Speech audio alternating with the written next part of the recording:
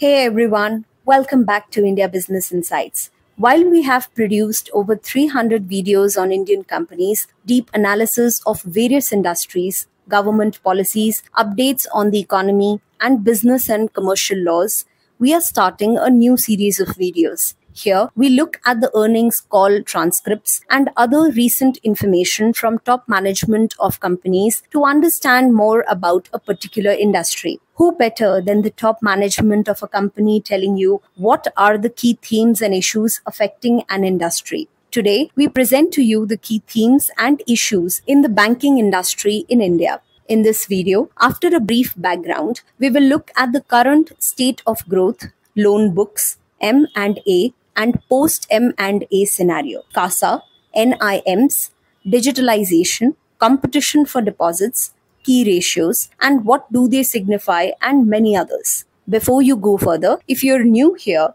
don't forget to hit that subscribe button and ring the bell for notification so you never miss an update. Please stay on right to the end and we assure you, you will find it rewarding. The decade from 2010 to 2020 was marked by significant challenges for the Indian banking sector.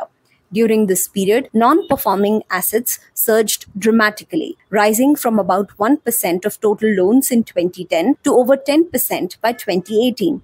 Many of these loans were given during the real estate boom and investments in power, steel, airlines, and other industries in 2010 to 2012. NPAs, which are loans or advances where the principal or interest payment remains overdue for 90 days, increased due to poor lending practices, inadequate due diligence, and an economic slowdown. Adding to the trouble were high-profile corporate defaults, especially in sectors like infrastructure, steel, and power, which further strained banks' financial health. Public sector banks, holding a significant share of banking assets, were particularly affected. These defaults not only weakened the banks but also eroded investor confidence. So, how did India respond? The government and the Reserve Bank of India rolled out some key measures. While the RBI and the government was initially slow to recognize the magnitude of the problem, the government started acting once the high-profile defaults brought attention to the problem. The Insolvency and Bankruptcy Code of 2016 helped in resolving distressed assets. Plus, the Prompt Corrective Action Framework puts restrictions on banks with high NPAs. These steps were crucial in stabilizing the sector. So, to sum it up, the period from 2010 to 2020 was a turbulent time for Indian banks with a sharp rise in NPAs and financial instability. The global NPA crisis further compounded these themes, highlighting the interconnectedness of financial systems. Regulatory and policy measures were crucial in addressing these challenges and setting the stage for a more resilient banking sector. Impact of COVID-19 on the Indian banking sector. The COVID-19 pandemic, which began in early 2020, brought severe disruptions to the global economy, significantly impacting the Indian banking sector. Lockdowns and restrictions led to a sharp decline in economic activities, causing substantial losses for businesses. Small and medium enterprises were particularly hard hit, resulting in a surge in loan defaults and an increase in non-performing assets. By September 2020, NPAs in the Indian banking sector had reached 8.5%. So, in response, the RBI implemented several measures, including a moratorium on loan repayments to provide temporary relief to borrowers. While these steps offered short-term respite, they also added pressure on banks' balance sheets, highlighting the sector's fragility during the crisis. Global inflation and interest rate hikes. Post-pandemic, the global economic recovery has been marked by rising inflation due to supply chain disruptions, increased demand, and fiscal stimuli. In 2021, global inflation rates surged to around 4.3%, prompting central banks worldwide, such as the Federal Reserve and the European Central Bank, to raise interest rates to control inflation, making borrowing more expensive to curb excess liquidity and stabilize prices. Now let's talk about recovery of the Indian economy and interest rate adjustments. India's economic recovery post-COVID-19 has been gradual but steady. In FY 2021 to 22, the Indian economy grew by 8.7%, supported by government fiscal stimulus packages and RBI's monetary policy adjustments. The RBI adopted an inflation targeting approach to balance growth and inflation, initially cutting the repo rate to a historic low of 4% during the pandemic to encourage borrowing and investment. However, as global inflationary pressures mounted, the RBI gradually increased the repo rate to control inflation. By 2023, the repo rate was adjusted to 6.5%, reflecting a cautious approach to sustaining economic growth while managing inflation. This steady interest rate aims to keep inflation within the target range and foster a conducive environment for economic recovery. The Indian banking sector has experienced significant challenges and transformations in the aftermath of the COVID-19 pandemic. Key performance indicators such as the CASA ratio, asset quality, net interest margin, return on assets, and capital adequacy ratio provide insights into the industry's resilience and adaptability during these turbulent times. The banking industry has seen a positive trend after the COVID-19 pandemic as economic recovery fastened the process of the deposit mobilization and loan repayment. This shift underscores the resilience and adaptability of the banking industry in navigating post-pandemic economic landscapes. So, now that the banking industry is in pink of health, what are the bankers saying about the state of the industry and future prospects? Loan book. In the upcoming fiscal year, banks like SBI are projecting a 15% growth in their loan portfolios. This estimate is derived from factors such as the real GDP growth rate, inflation, and an additional margin of 2%. A loan portfolio, which includes all loans issued by a bank, plays a crucial role in generating revenue through interest, assessing credit risk, determining capital adequacy, and reflecting the bank's financial health and effectiveness in lending. It's a key indicator of how banks contribute to economic growth by providing essential credit to businesses and individuals. Deposit. Moving on to the average deposit growth of Indian banks, which stands at 6.1% for the Q4 FY24. Deposit growth refers to the increase in the total amount of deposits held by a bank over a specific period. It is crucial for enhancing the bank's liquidity, funding capacity, and ability to issue loans. Banks may be effectively attracting deposits, possibly due to competitive interest rates or attractive deposit schemes. Strong deposit growth indicates customer trust and can lead to greater financial stability and profitability for the bank. CASA, the current account savings account ratio, crucial for banks, peaked during the pandemic at around 60%, driven by a surge in retail deposits. However, as retail deposits normalized, it has moderated to 40 to 50%, with expectations of further decline. Public sector banks have shown improvement in CASA ratios, while larger private banks have seen a decrease due to mergers and changing consumer preferences towards other investments. Small private banks have experienced minimal increases in CASA. The banking sector has an average LCR of 115% for the Q4 FY24, and it is consistently increasing over the last 4 quarters. The liquidity coverage ratio is a regulatory standard requiring banks to hold enough high-quality liquid assets, that is HQLA, to cover net cash outflows for 30 days under a stress scenario. It ensures banks maintain short-term resilience to liquidity disruptions, thereby promoting overall financial stability. An increase in LCR will develop greater resilience to short-term liquidity shocks within the banking industry, and it boosts depositor and investor interest in the bank's financial health. The Indian banking industry has a credit cost of around 0.4% to plus/minus 0.2%. It is a critical metric that reflects the bank's asset quality, risk management practices, and financial performance. Lower credit cost percentages indicate better risk management and profitability for banks.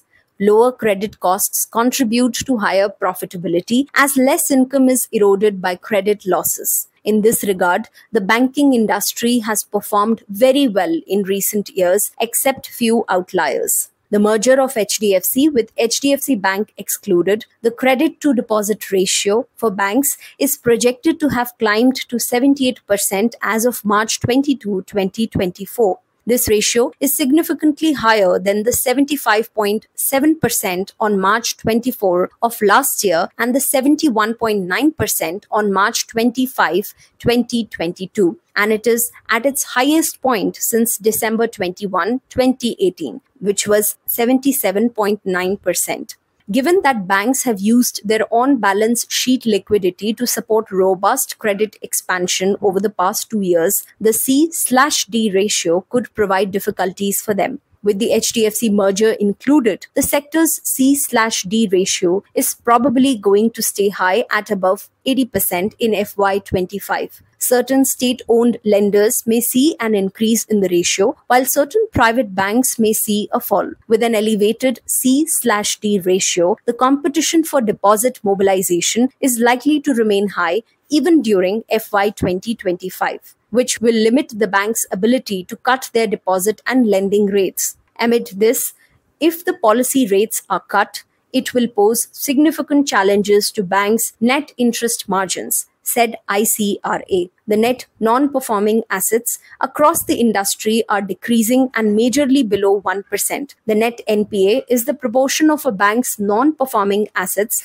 that are loans that are in default or close to being in default after deducting provisions for bad and doubtful debts. Net NPA provides a clearer picture of the actual financial burden of non-performing assets on a bank. NNPA's decrease is a positive sign as this reflects the effectiveness of the industry's credit risk management and better asset quality. This trajectory will increase investor confidence in the industry. These trends highlight key metrics shaping the Indian banking landscape, impacting both industry players and stakeholders alike. Another key metric for banks is the net interest margin, or NIM. The private sector large bank net interest margin, NIM, is at an average of 4.33%. The public large banks have an average NIM at 3.23%, which is more than 1% lower than the private sector bank average. The small cap bank average is at 3.29%. The industry average for NIM is at 3.32% for FY24. Net interest margin is a key profitability metric for banks and financial institutions, measuring the difference between the interest income generated from loans and other interest-earning assets and the interest paid on deposits and borrowings. Higher NIM in large banks indicates better profitability as it reflects the bank's efficiency in managing its interest income and expenses. The average NIM trend across the industry is in negative on a year-on-year basis. This is a signal of increasing competition within the industry. CAR. Next up is the private large bank capital adequacy ratio, which is at an average of 18.07%. The public large bank CAR is at an average of 15.71%, which is 2% lower than the private large bank CAR. The small cap bank average is at 18.02%. Capital adequacy ratio, also known as capital to risk-weighted asset ratio, measures a bank's capital about its risk-weighted assets. The general trend in the industry is showing an increase in CAR on a QOQ basis, although CAR has declined on a YOY basis. This decline can be majorly attributed to changes in risk weights given by the RBI to increase asset quality. So, why does CAR matter? It ensures that banks have enough capital to cover potential losses and meet regulatory requirements, which is essential for financial stability and protecting depositors' interests. ROA. Another important metric that shows how profitable banks are in India is the ROA. The private large banks' return on assets is at an average of 2.3%. The public large bank ROA is at an average of 1.09%, which is more than 1% lower than the private large banks. The small cap bank average is at 1.1%. Return on assets is a financial ratio that measures a bank's profitability relative to its total assets. It indicates how effectively the bank is using its assets to generate net income. The industry has managed to get an ROA of at least 1% or greater, which indicates how well the bank is converting its assets into earnings. The higher ROA within private banks signifies greater profitability and efficient use of assets. Now let's look at the external environment. The World Bank has maintained its growth forecast for India at 6.6% for FY25, noting India's position as the fastest growing major economy globally, albeit with a moderated pace of expansion. The Reserve Bank of India has revised its growth projection to 7.2%, up from 7% previously estimated, indicating optimism about economic momentum. Indian banks, on average, foresee GDP growth of around 6.84% for FY25, underscoring the pivotal role of GDP in loan book expansion and deposit mobilization strategies. Inflation projections remain stable, with the RBI expecting 4.5% for 2024-25, aligning closely with industry estimates. With the RBI's interest rate at 6.5%, slightly above its inflation target of 4% plus/minus 2%, there's anticipation for stability in bank interest rates. Potential rate cuts might be considered by the third quarter of FY25, according to SBI's research report, suggesting competition among banks to attract deposits with competitive rates. These insights highlight key economic indicators shaping India's financial landscape, offering valuable cues for stakeholders in the banking sector. Growth strategy. Many banks are trying to increase branches in India to improve deposit mobilization, as this is a long-term investment in India's future. As the Indian economy grows, these new branches in Tier 3 and Tier 4 will start having greater deposit mobilization and collection. Few banks are trying to improve their digital presence, as they have noticed the majority of the transactions of their customers were from digital platforms and not through their branches. This is a serious shift in the way we look at the banking industry. Many banks are launching new financial services and products to diversify and increase their profits. Cash-crunched banks are opting to improve digital offerings and service delivery to provide holistic solutions to their customers. Most of the banks have started digitizing their functions and providing customized experiences to customers and clients. Looking ahead, the future of the Indian banking sector appears promising, with several positive trends and growth opportunities on the horizon. The steady economic recovery post-COVID-19, coupled with prudent fiscal and monetary policies, is expected to support sustained growth in loan books and deposits. The emphasis on digital transformation and financial inclusion will further enhance customer engagement and operational efficiency. A small word of caution. Many banks with large NPAs have seen dramatic turnarounds. Significant reason for the turnaround has been due to recovery of NPAs. So, some of these banks which had large credit costs and had a negative credit costs, this has inflated profits. So, going forward, now the NPAs have come down. The recovery and write back of these costs may not happen at such a scale in the future. So, are these levels of profit sustainable? A lot savings are also getting channelized to mutual funds. So, are the banks losing their share in the largest pool of low-cost deposits, that is, household savings? Most banks are now offering high returns for bulk deposits. So, the banks must remain vigilant to potential challenges such as managing interest rate volatility and maintaining asset quality amidst a competitive landscape. In conclusion, the Indian banking industry is poised for a period of steady growth and innovation. By leveraging technological advancements, enhancing risk management practices, and expanding their reach to underserved markets, banks can not only achieve greater financial stability, but also contribute significantly to the broader economic development of the country. What do you think about these trends? We plan to present updates on this in early August. Share your thoughts in the comments below, and don't forget to like and subscribe for more insights into the world of finance and banking. Thank you, and see you in the next video.